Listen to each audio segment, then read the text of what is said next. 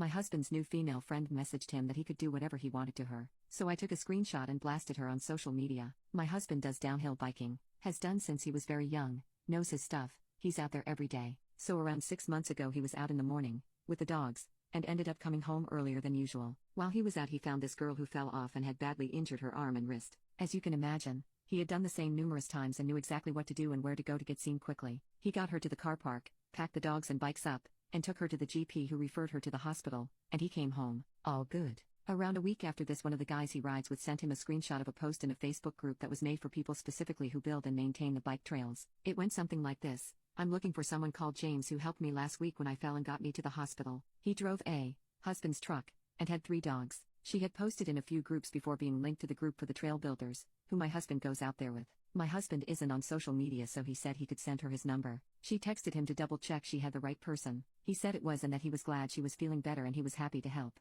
She offered him money or to take him for lunch, which he declined, and just said again that he was happy to help. They text back and forth now and then, her initiating in it mostly, "Hey, how are you, hope you're well," until she starts getting better and can ride again. It turns to, "Hey, we should hit the trails sometime." My husband is a very good cyclist, used to ride competitively when he was younger, the same with many of the guys he rides with. He tries to decline her offer in a way not to offend her, but there's no way she can keep up with them. He says maybe next time. Eventually that happens and he gives her a few tips. This then turns into her texting him more often about biking, asking for him to tutor her, and just general stuff. This goes on for the next couple of months. There seems to be a friendship starting. I've never once had any concerns about this and was quite happy for him to continue, and they do. Until yesterday, he went out with the dogs, and bumped into her. He said they spoke for a while and went on a cycle with the dogs to wind down before he came home. She started texting him when he got home and I could see these messages coming through the iPad as I was using it. To be clear, he is not hiding the texts. He openly leaves his phone lying around, with no passcode. Let our daughter play on it. Happy for me to use it.